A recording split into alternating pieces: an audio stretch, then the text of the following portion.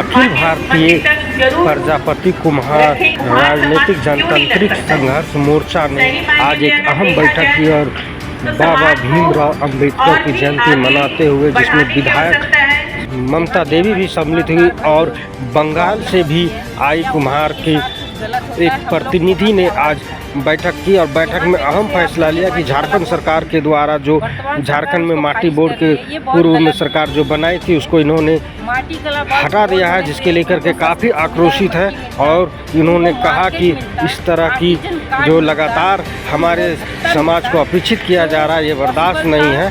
इसके बाद इन्होंने मीडिया से जो बात की, आप सुनिए कि क्या कहा इन्होंने। के ब्लॉक में यहाँ पर कुम्हार समाज की तरफ से महासम्मेलन रखा गया और सही बात है, हर किसी को अपने अधिकार की बात करने की आज़ादी होनी चाहिए।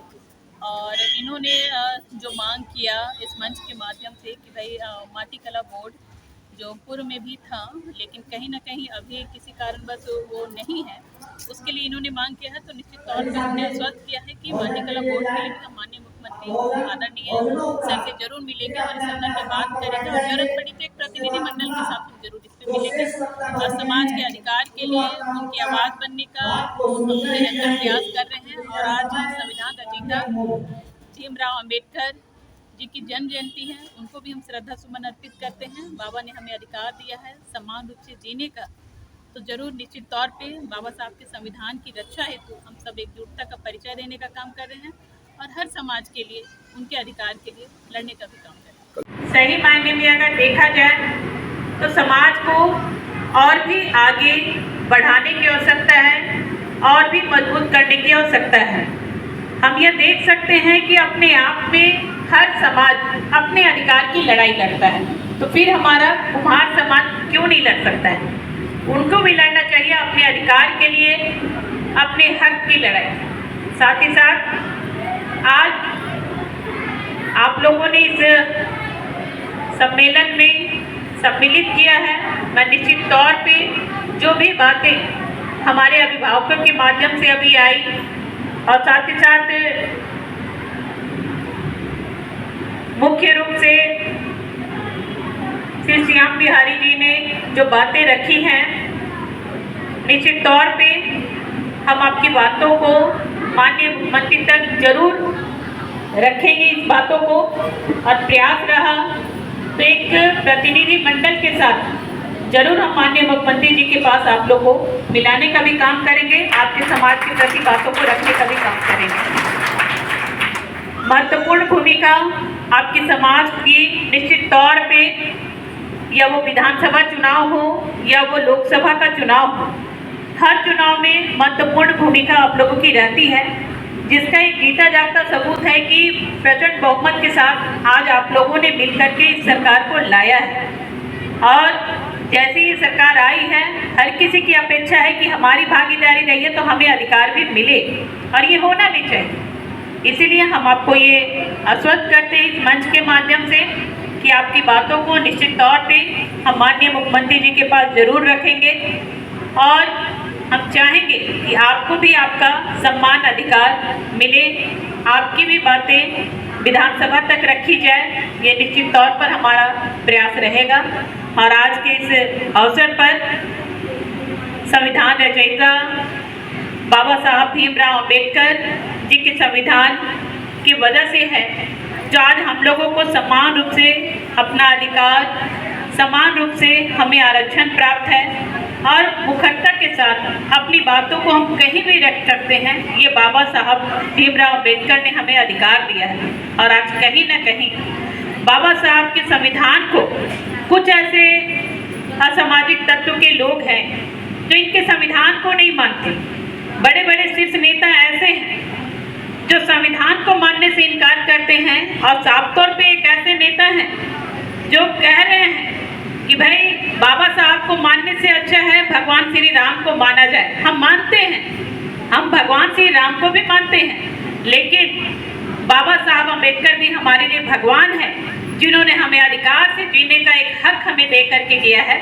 हम उनको भी भगवान मानते हैं, लेकिन तुच्छ ऐसी राजनीति लोग करते हैं जो कह रहे हैं कि भाई बाबा साहब के न संविधान को मानते हैं और ना ही बाबा साहब को मानते हैं। तो हम ऐसे लोगों को बताना चाहते हैं कि उनको भी अगर कोई पद मिला है, वो भी अगर किसी गवर्नमेंट में बैठे हैं, तो कहीं ना कहीं बाबा साहब के संविधान में जो लिखा शब्द है, उसी के अधिकार के वजह से ही आप किसी राजनीतिक पद पे बैठे हैं और गौरवान्वित अपने आप को महसूस कर रहे हैं। इसीलिए आप सब लोगों को एकजुटता का परिचय देना है और सब लोगों को एकजुटता दिखाने की आवश्यकता है।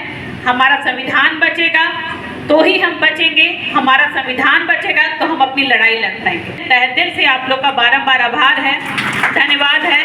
जय भीम, जय झारखंड, जय संविधान। महासम्मेलन में आए हुए हैं क्या? कुम्हार महासम्मेलन हम लोग कुम्हार कार्य से जुड़े हैं।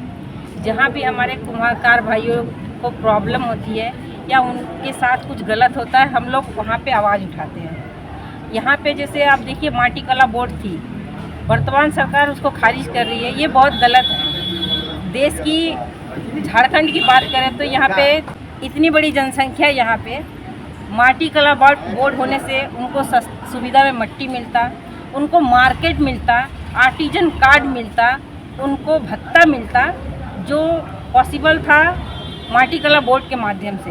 अगर सरकार नहीं देगी तो 30 लाख जनसंख्या इन सब सुविधाओं से वंचित रह जाएगी। सेंट्रल गवर्नमेंट कई हजार करोड़ पास करती है कुम्हारों के लिए, जिसका बेनिफिट आज तक किसी भी कुम्हार को मिल नहीं पाया है। तो हम लोग हमेशा आवाज़ उठाते हैं कि हमारी आवाज़ सरकार तक पहुँचे और हमारे कुम्हार भाइयों को जो सुजोग सुविधा सेंट्रल गवर्नमेंट स्टेट गवर्नमेंट देती है वो मिलता रहे। दोषी किसको मानते हैं इसमें? दोषी मानते हैं हम अपने राजनेताओं को। हाँ, यहाँ के हो पूरे इंडिया के जहाँ भी कुम्हारों का संगठन है, वहाँ के लीडर मेन है।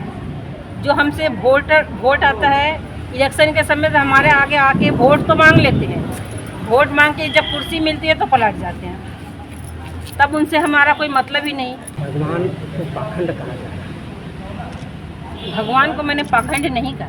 आपने मैंने नहीं कहा, दक्ष आपके प्रजापति जी को वक्ता। ये पाखंड इसलिए कहा कि दक्ष प्रजापति जी अगर झुकना जानते तो उनके समाज का पतन नहीं हुआ होता। आप देखिए कि शिव को तांडव क्यों करना पड़ा।